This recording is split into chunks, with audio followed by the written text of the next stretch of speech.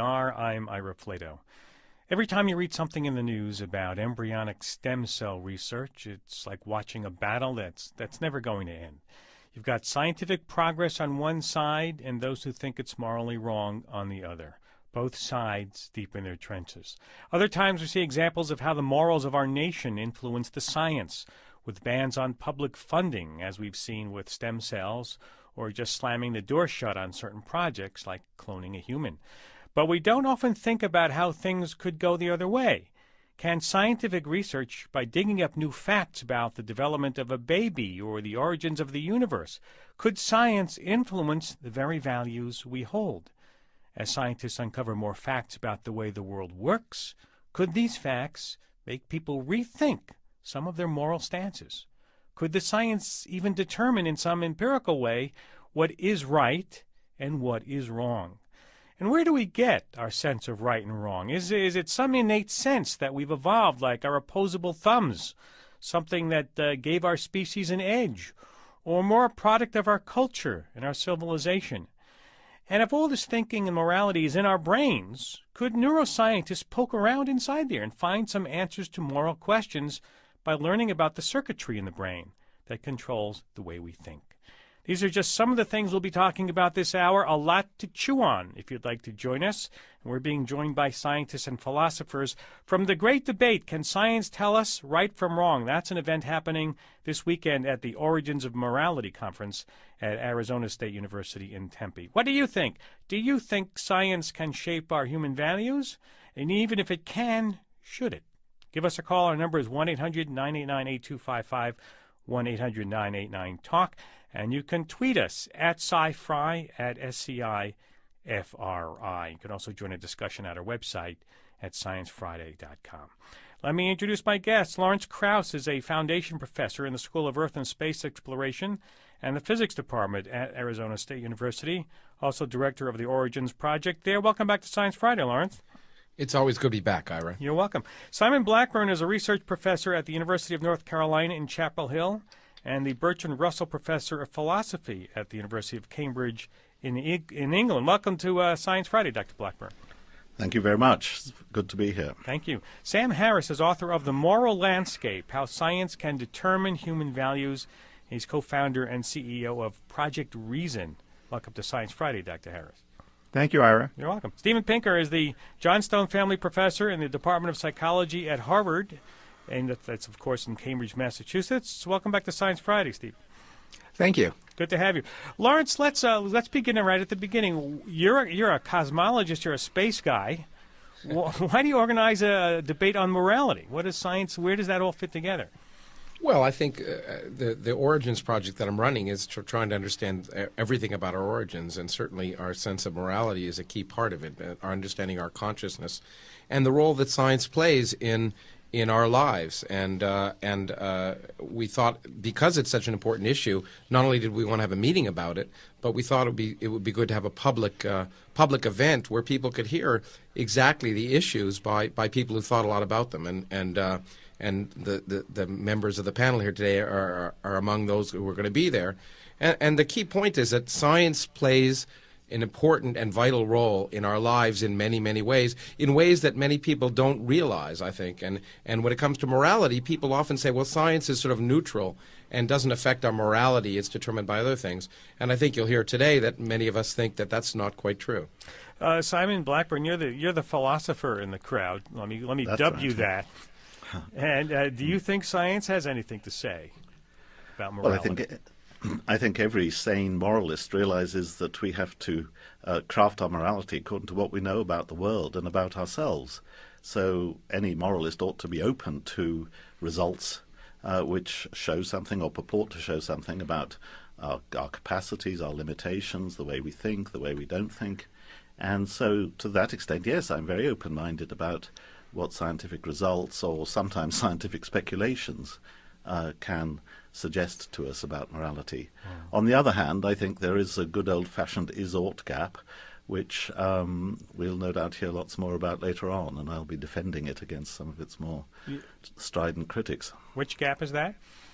Sorry, this gap between what is the case, that is the nature of the environment we live in, the world we inhabit, and the policies that we ought to pursue in dealing with it and in accommodating ourselves to it and to each other. Let's talk a bit about that. Sam Harris, you write in your book, "Science can, in principle, help us understand what we should do and should want, and therefore what other people should do and should want in order to live the best lives possible." Yeah. Well, I think this gap between is and ought, or between facts and values, is imaginary. I think it's a myth, and we need not take it seriously. I think the only thing we have to understand is that morality relates to conscious minds. I mean, without a universe of sentient creatures, there's no such thing as right and wrong and good and evil. There's no value there. And the moment you have creatures that can experience changes in the universe, well, then these changes can matter. And I think it's clear that because consciousness is arising out of the way the universe is at some level, it's clearly dependent upon the laws of nature, then it's clear that there's going to be a science of right and wrong and good and evil. There are possibilities for extraordinary suffering in this world, to speak specifically of human beings, and there are possibilities for extraordinary happiness, and all of the variables that can affect our states of being in this world fall potentially into the various bins of science, from genetics to neurobiology to psychology to sociology to economics. And the truths here are not infinitely elastic. We can't just make them up. We have to discover the rudiments of that allow people to trust one another in a thriving civil society, and the causes for those very obvious failures. Steven Pinker, you explore the brain.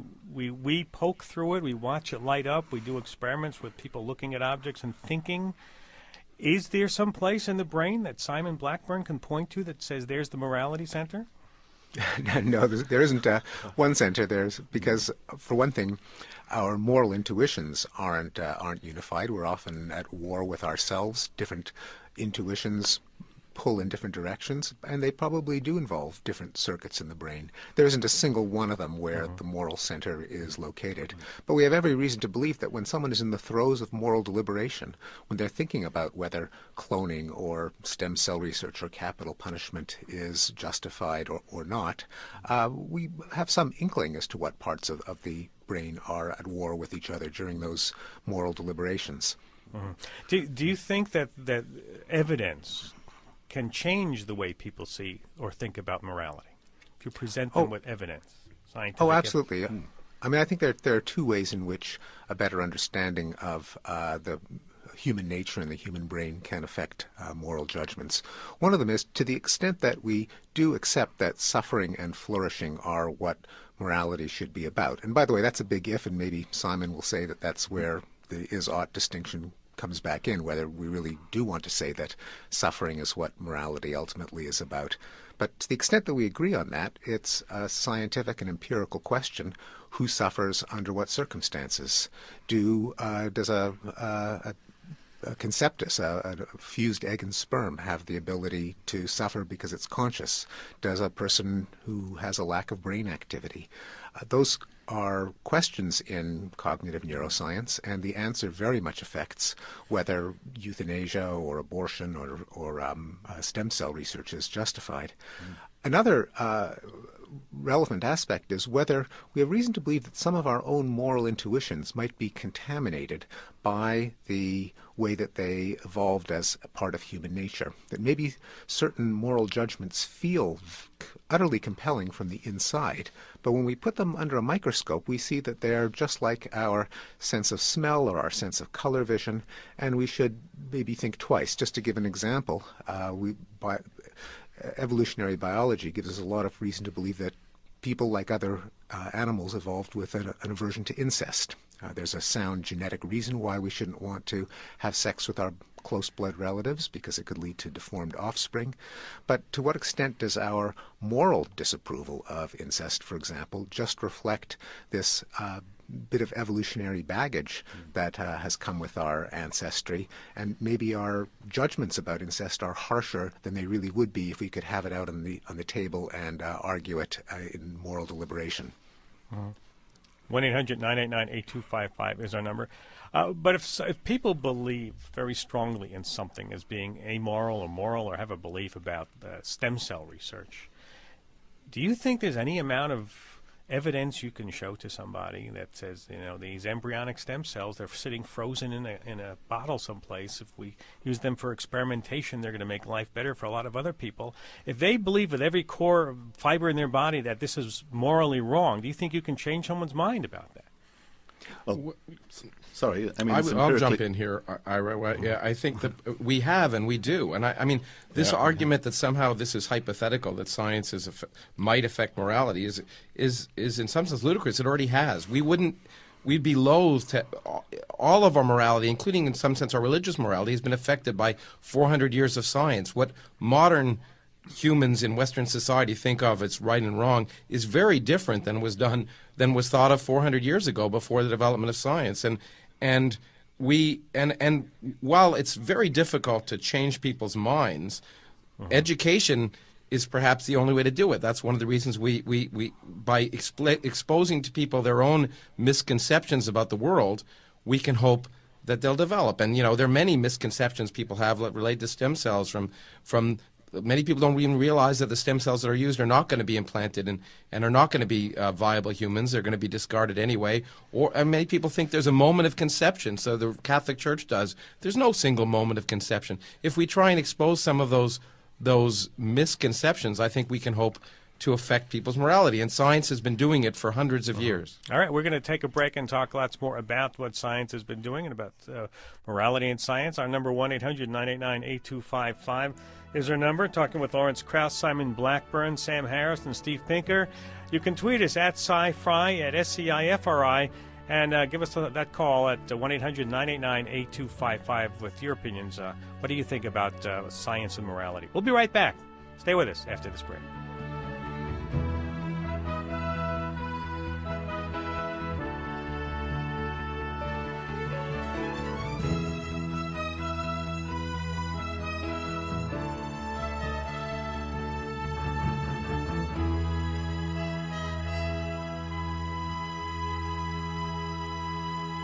I'm Ira Plato. This is Science Friday from NPR. You're listening to Science Friday from NPR. I'm Ira Plato. We're talking this hour about science and morality, the origins of our sense of right and wrong. Is it something that evolved? How does science influence morality, and vice versa? With my guests Lawrence Krauss, Simon Blackburn, Sam Harris, and Stephen Pinker. Our number, 1-800-989-8255. Let me see if I can get a reaction from Simon Blackburn. Do you want to react to what you've heard so far? Yes, I do. There are a number of things. One thing is Lawrence's last remark about progress. I think there has been progress. I think our moralities are much better now than they were 400 years ago. But I don't see any reason to think that science played a large part in that. What played a large part in that were Enlightenment values overtaking religious values, and in turn that was due to the cultural matrix, the end of the wars, the wars of the 17th century, and a gradual increase in humanity across the board, culminating in utilitarianism and various socially progressive philosophies of the 19th century. None of that was particularly due to science, although you can argue, of course, that the arrival of, say, the Newtonian worldview helped science.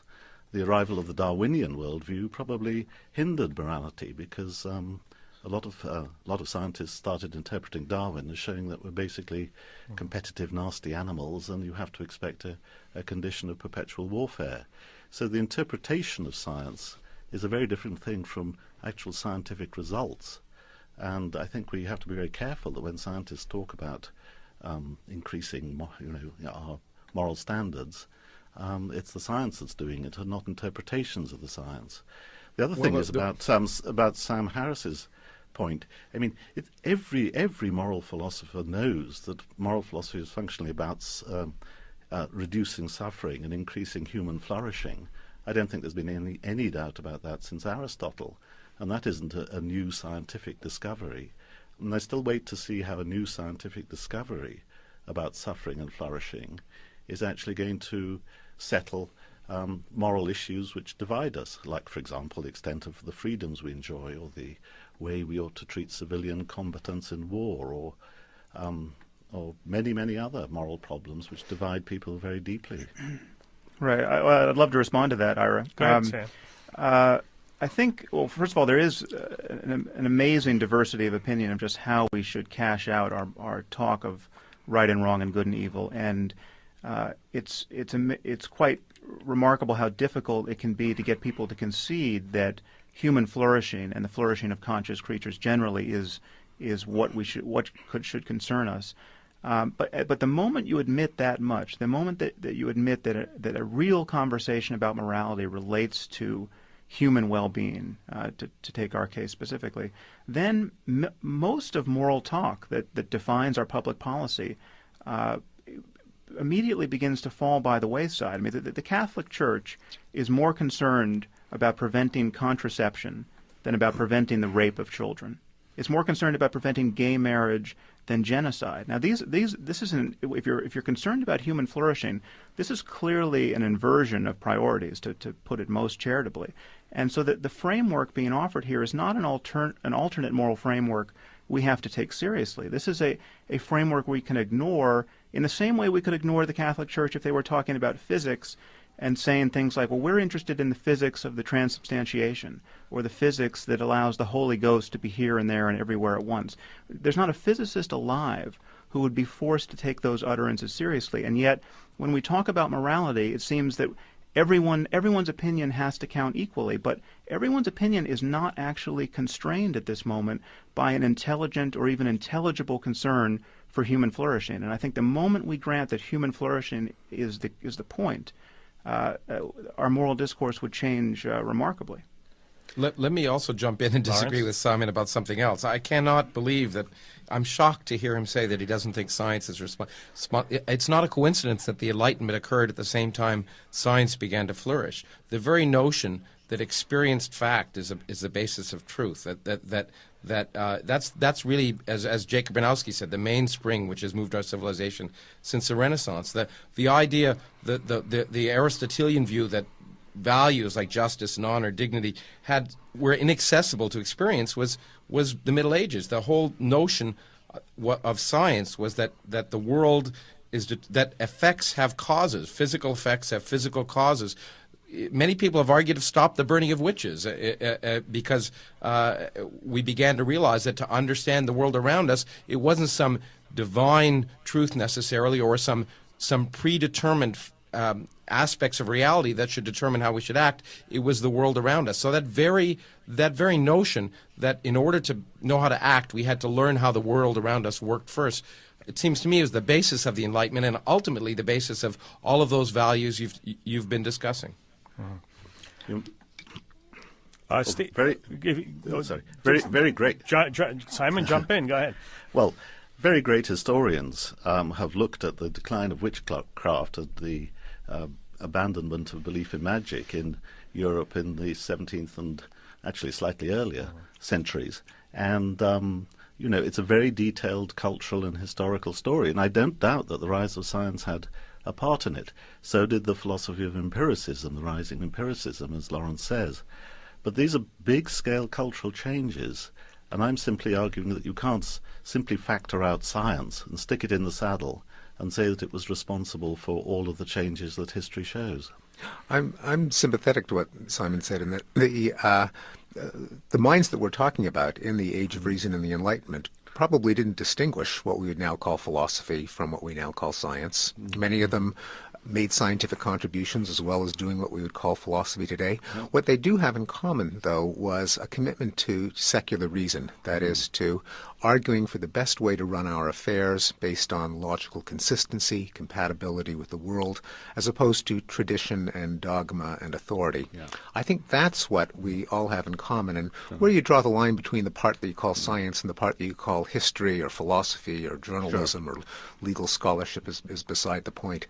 But it isn't obvious that morality, it's not obvious to everyone, it's obvious to us that morality is about human suffering and flourishing. There are alternative moralities that put a value on, say, harmony of nature, preservation of the species, glorification of the nation, following God's commandments. I mean, when Winston Churchill said nothing is worse than war, dishonor is worse than war, by which he meant national dishonor. The fact that World War I was fought over people believing it was worthwhile to sacrifice their lives for the preeminence of their nation. Those are values that do prick people to action that aren't about flourishing. I would argue that they're not defensible, but at least it is conceivable that their morality is not based on flourishing and suffering. Right. Well, I think the point there is that it's possible to not know what you're missing. It's possible to be wrong. It's possible to be seeking a better life and to fail to find it.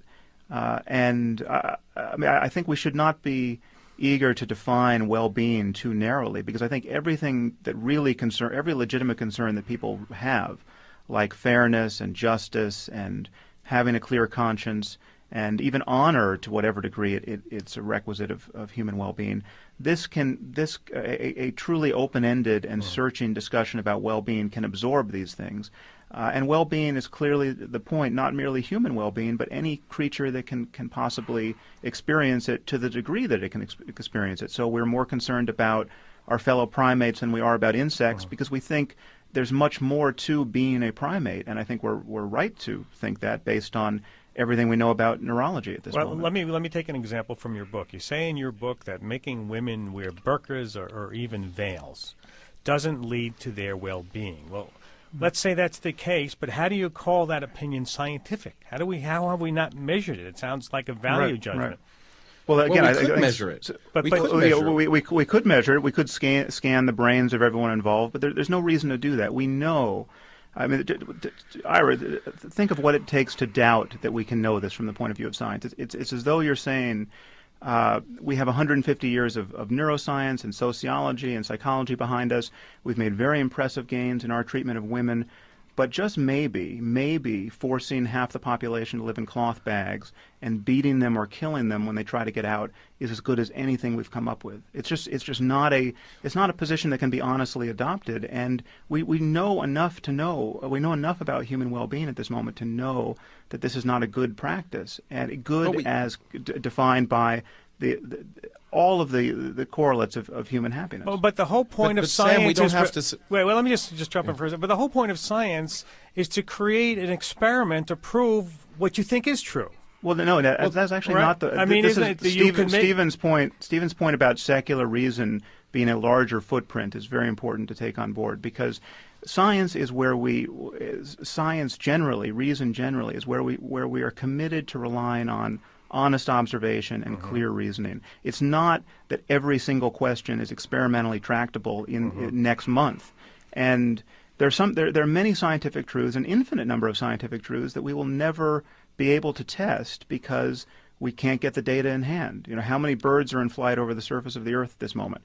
We have no idea, and it just changed. And yet that's a very simple question about the nature of reality, which we know has an answer. We know that questions of human flourishing, whether we can actually get people in the lab and scan their brains, have answers, and some of the answers are so obvious that we need not debate them. And in Afghanistan, throwing battery acid in the face of a little girl for the crime of learning to read is clearly not a mode of sanely pursuing human well-being. Sam, I don't think you have to scan brains. I mean, I think I agree with you. Obviously, there are many things we won't know about the universe simply because we can't do the testing. But there are lots of things we could test. And I would argue the only way we can determine ultimately whether something is reasonable is by attempting to test it. For example, with burqas, I don't know whether you have to scan the brains, but you could do studies to see whether women are in fact safer, less subject to sexual violence and intimidation. You could do psychological studies of their self-worth, whether they're better performing in tests as a result of. You could imagine doing sociological and psychological testing to actually verify the presumption, which I agree with you on the face of it seems quite reasonable that burqas are not good. But you could certainly do those experiments, and if you did them, you would be better informed and you would make more rational moral decisions based on them. Right, but certain questions are so easy you need not get a grant from the NSF to seek the data, and I think the burqa is one of them. Simon? Well, exactly. You don't need a grant from the NSF. May I say something about the idea, which seems to be in the background, that a neurophysiological measure would be, in some sense, the gold standard measure of well-being. I actually didn't mean to suggest that, but I'm just saying that is one motive. It came out as a suggestion. Right. And there's a well-known philosophical objection to that, which is that you can compare two people, each of whom believes themselves to be flourishing in the same way. They're each, living the American life. They've got a lovely wife or spouse and 2 children and all the rest of it. One of them's living in a fool's paradise, because, in fact, his children hate him and his wife's unfaithful and his job is about to go bust and all the rest, and the other one isn't. Their neurophysiology may be exactly the same, but a whole tradition of moral philosophy since Aristotle would say that their well-being is not the same. One of them is actually living a good life, an enviable life, a life that we ought to encourage and is genuinely flourishing. The other one, being in a fool's paradise, is not. And books like Brave New World and 1984 explore exactly that fact about human flourishing. That's all quite true. I did not mean to suggest that the brain is the only source of data to define human flourishing, and precisely for the reasons you allude to there, because the one person, the delusional person's state of happiness is vulnerable to all of the insults from reality that are soon to be coming. His relationships are not as he thinks they are. He has no money in the bank, etc. So there are other aspects to human well-being apart from the state of a human brain, but the state of the human brain is where it is registered because our mind is emerging out of its activity. Now, let me jump the in. way to determine what's real is the way to determine the difference between delusion and reality is science. And I mean by science very broadly. I mean this empiricism. I mean the fact that the only way to determine what's real out there is science. And so if you're interested in determining the difference between delusion and reality because you believe in the long run it might lead to better behavior both for individuals and societies, then the empirical methods are the way to do that. All right, let me just jump in and say you're all listening to Science Friday from NPR. I'm Ira Flato here with Lawrence Krauss, Simon Blackburn, Sam Harris, and Stephen Pinker. Let me see if I can get a quick question in before the break. Nate in Kensington, California. Hi, Nate. Hi, how you guys doing? Hi there. I took a class on evolutionary psychology down at UCSD under a guy named Don McLeod, and we read a book called The Moral Animal by Robert Wright, which you guys have probably all read. Altruism was discussed in depth in that book, and the sort of sense with which I walked away was that people possess a capacity for morality, but that morality, much like we possess a capacity for language, which doesn't necessarily develop in us if you miss out on what they call critical periods. And we know that language doesn't develop in individuals who are raised by wolves until age 12, for example, or it doesn't develop fully. I was wondering what your guests think about the idea that maybe with respect to morality, there is a critical period. One illustration maybe would be children indoctrinated to be child soldiers in times of conflict. And I'll take my answer off the air. Okay, thanks. Stephen, do you want to chime in on that? It's a fascinating question, and I don't know of anyone who's really done the research that would address it. We have reason to believe that socialization or enculturation might have a kind of sensitive period effect. We all, our tastes in food, our tastes in music, our habits in dress are pretty much those of the peers that we grew up with until probably early adolescence. We know that people's internal moral standards, this is a separate question from whether they really deserve to be called moral, but what they think is moral certainly depends on the culture in which they've grown up. And if the cultural mores show a sensitive period, and if people's moral psychology varies to some extent with the culture, you'd expect that it would also show this sensitive period effect. But it's an interesting idea. No one's tested it. Is there a way to test it? Sure. If you did a systematic study of people who immigrated from one culture to another at different ages and looked at the exposure to cultural information from their parents and their peers, if you did the equivalent of the feral children who through some unusual circumstance grew up in isolation from a culture, then you introduced them to the ethical mores of a culture, how intuitive would they become? So it is testable, but a challenge. All right. Well, we're challenged to take a station break amidst this discussion. 1-800-989-8255 is our number. You can tweet us at SciFri, at SCIFRI. Talking with my guests, Lawrence Krauss of Arizona State University, Simon Blackburn, University of North Carolina, Sam Harris, author of The Moral Landscape, and Steven Pinker, who is a professor at the Department of Psychology at Harvard. 1-800-989-8255. Tweet us at SciFri. Stay with us. We'll be right back after this break.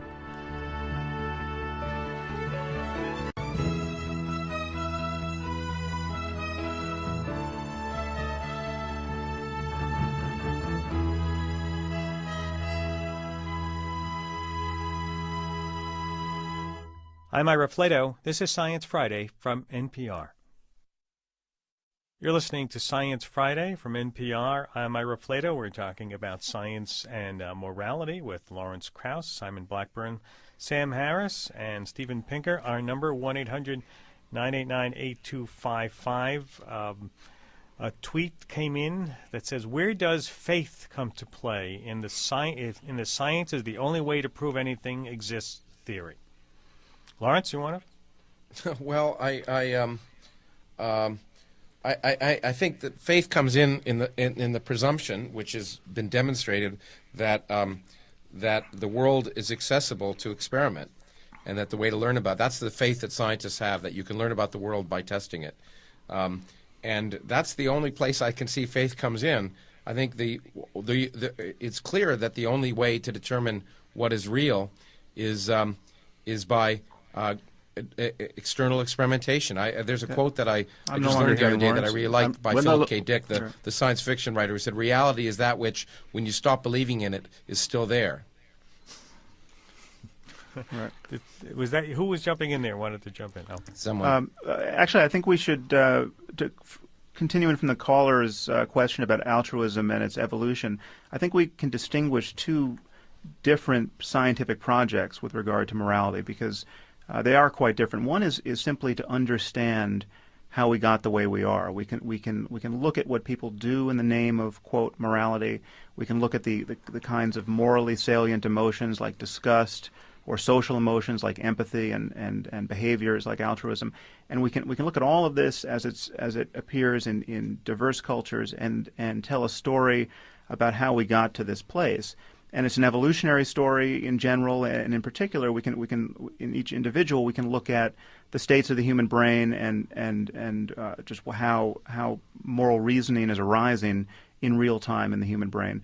That is very different from a second project, which is the project I'm advocating, which is to the moment we admit that we should be concerned in the moral domain about human and animal well-being, then everything we can learn about how human beings flourish and what it takes to be happy in this world, then science can give us right answers to the question of how we should live. So, for instance, once we recognize that compassion is good for us, in that in a wide variety of circumstances it leads to human flourishing, how is it that we can encourage children to be compassionate? How is it that we can encourage them to be aware of the emotions of others, to care about the experience of others, to feel empathy? There are clearly going to be right and wrong ways to do that. And insofar as a maturing psychology, a developmental psychology can tell us how to teach compassion, this is something that this will be a moment where science can really have strong recommendations about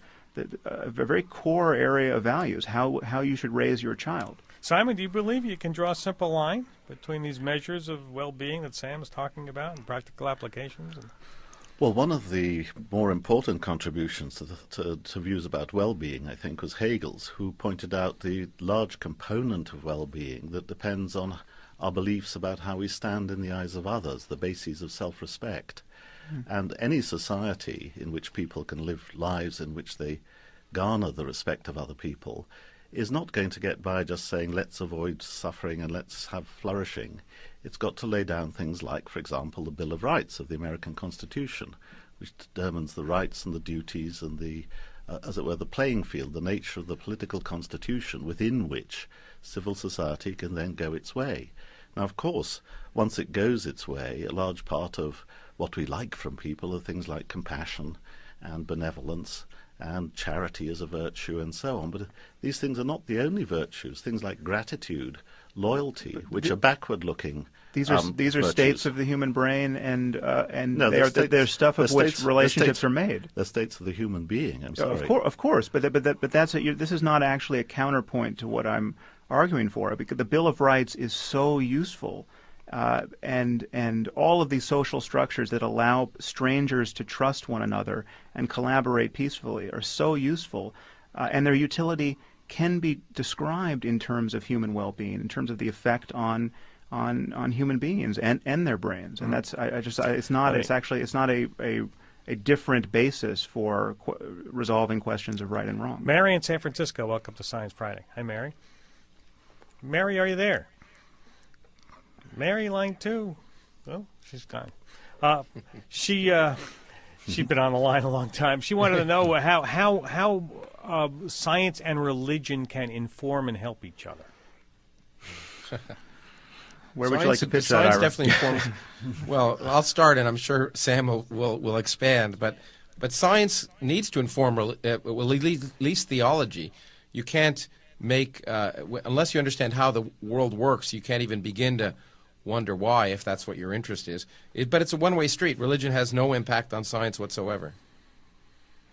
Yeah, I would take the word faith that was used earlier. I think Lawrence quite rightly purified it of its irrational components in the service of science. But faith, to hear most people talk about it, and certainly in a religious context, is the permission that people give one another to believe things for bad reasons. And when they have good reasons, they immediately rely on the good reasons. I mean, everyone craves good reasons for their core beliefs. And the moment prayer actually seems to work, the moment you actually run an experiment and pray for a sick child and the child gets better, all of a sudden that becomes the reason why you believe in God, not merely empty faith. And we all want our children to be healthy. And so, when your child has a seizure, in a context where there's no science of neurology, well, then you're worried about demons and demonic possession, and you go to the church and you try to figure out what to do. But the moment you have a science of neurology,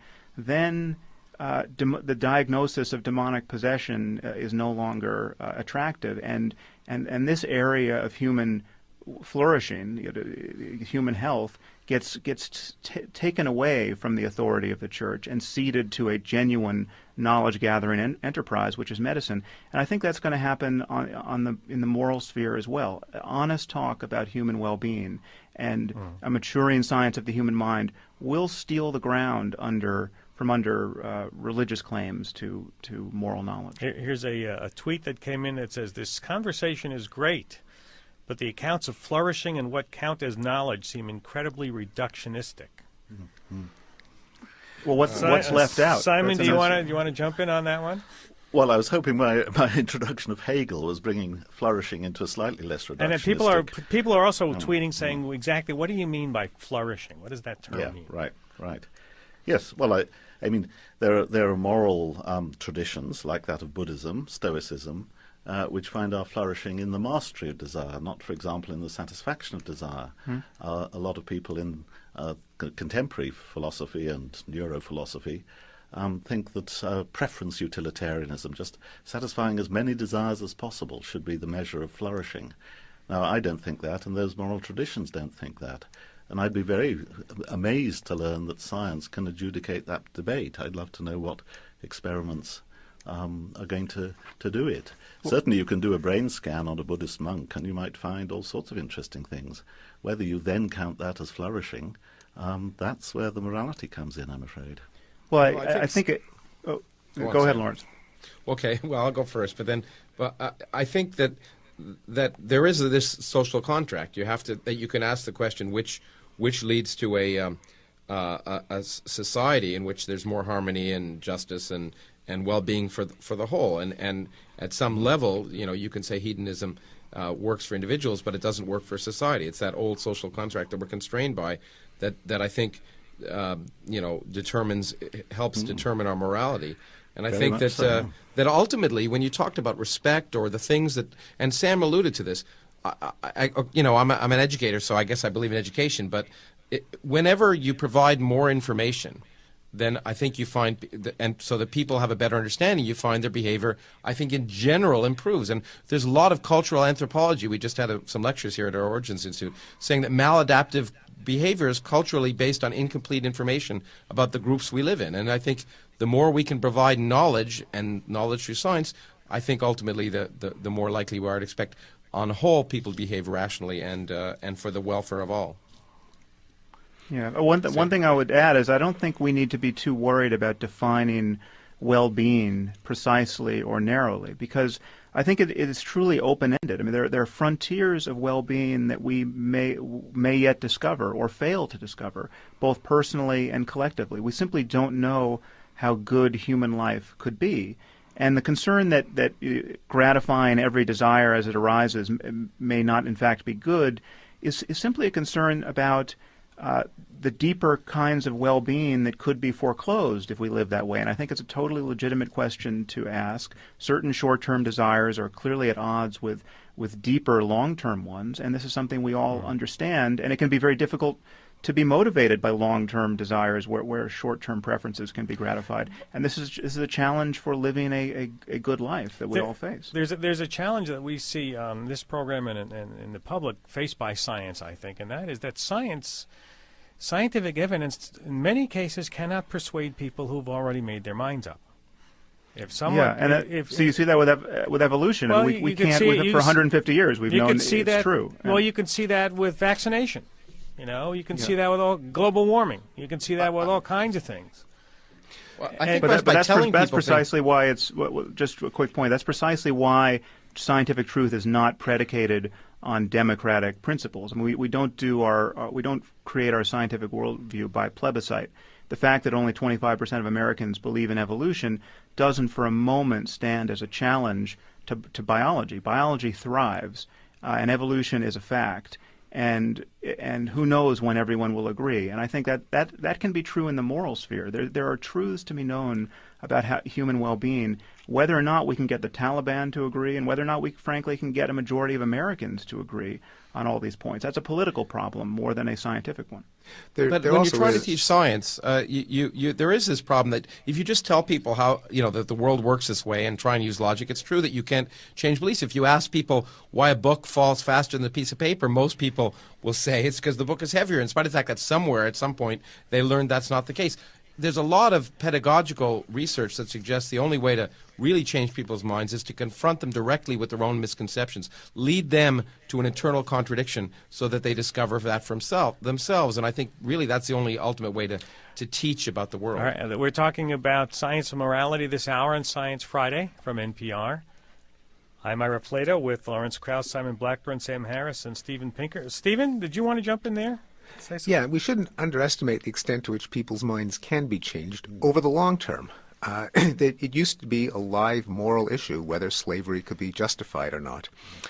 We're done with that. It's just not a live option. It used to be thought that blood transfusions were a terrible ethical problem. Artificial insemination, in vitro fertilization. There were ethical debates at the time. People's minds weren't changed instantly, but in an open society, in an educated society, very often almost everyone does come around, and what used to be burning issues no longer become them. So I have church. Well, the Catholic Church has been forced at various times in its history to back off claims that it used to hold. I mean, how the absolutely. Cosmology works, for example, and often it's done with a declaration. Sometimes it's done quietly; it just happens and no one notices. But minds do get changed over the long term. Does it take that famous generational shift, the death of the old people who believed in? Funeral by funeral, science progresses. Maybe. You know what I'm talking about. So where is there a frontier? As we got a couple of minutes left, is there a frontier in morality science research someplace? Is there some sort of area? Stephen, is there some place in the brain that you might want to look at, or any brain research going on? The interplay between the emotional parts of moral reasoning, the gut feelings that we have that killing someone with your bare hands, watching someone suffer, watching someone starve is bad. the way it interacts with the more deliberative parts of the mind. What is a defensible principle of rights, even if we can't see who benefits right now, but we know abstractly that it will help people in the long run? How do the intellectual and the emotional components of moral deliberation interact? I would say that's one of the frontiers. I would agree with that, Simon? absolutely. Simon, I would agree. Yes, I'd agree with that, absolutely. I think that ever since David Hume, who was the first philosopher really to emphasize the role of the passions, as he called them, that is, attitudes, practical stances, and emotions, in reasoning and in practice, ever since that was emphasized, the relationship between those elements and reason as a cold, less impassioned kind of faculty have been topics of great debate, and I'm glad to see that neurophysiology is telling us more about them. Mm-hmm. Yeah, I would agree with all that. I would just add that the more we understand the causes of human behavior, I think that's going to push our moral intuitions around as well. Just simply understanding psychopathy, for instance, as a neurological condition, which it undoubtedly is, changes our notion, or it should change our notion of retributive justice. I mean, when you discover that someone has a brain tumor that explains their antisocial behavior, that changes your sense of their moral responsibility. And to some degree, we are going to find, as the science of mind matures, it's all basically a matter of brain tumors. I mean, we are not the author of our own causes. We don't create our genomes. We don't create our environments. And everyone on death row at this moment has either bad genes, bad parents, or bad ideas, and they're not really responsible in the usual sense for any of them. Now, this is not to say we don't have to lock away dangerous people. We do, but I think retribution as a motive, as opposed to just the preservation of human well-being, is going to be challenged by the more we understand the causes of human behavior. I think 30 seconds, Lawrence.